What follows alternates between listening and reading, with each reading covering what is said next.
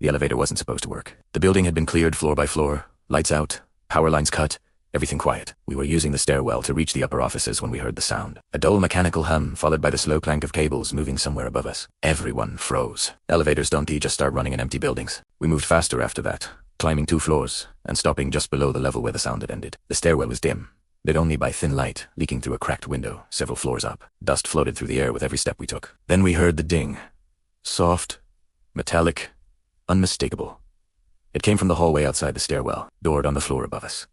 We took positions along the wall, listening. The building creaked quietly around us. No footsteps.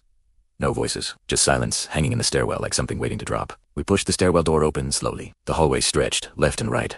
Office doors lining both sides. At the far end stood the elevator. Doors half open. Interior lights flickering like they were struggling to stay alive. We spread out along the hallway, using door frames and overturned desks for cover while watching the elevator. The air smelled like burned wiring and stale dust. Nothing moved for several seconds. Then the elevator doors twitched.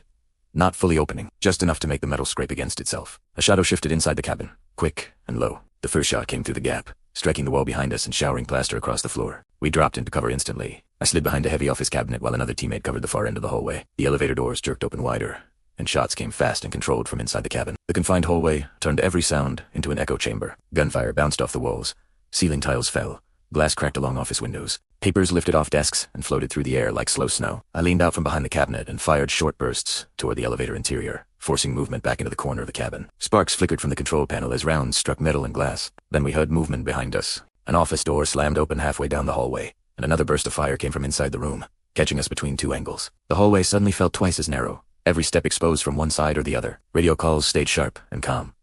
Hold hallway. Watch. Crossfire. Do not rush the elevator. I shifted across the floor, sliding behind a toppled desk that gave me a better angle on the office doorway. Dust and paper scraps stuck to my gloves as I fired toward the room, forcing the door to swing shut again under the pressure. The elevator firing slowed, turning uneven, like they were losing position. A second later, heavy impacts echoed from inside the shaft above us, followed by sharp metallic crashes that shook the doors.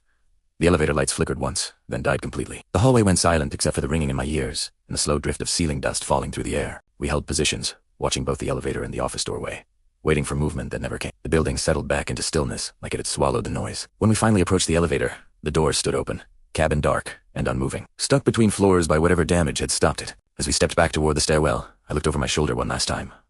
The hallway looked ordinary again. Desks, chairs, scattered papers, just another abandoned office floor. But that elevator stayed in my mind, because sometimes the smallest unexpected sound in a silent building is enough to turn an empty hallway into the most dangerous place in the world. Thanks for watching.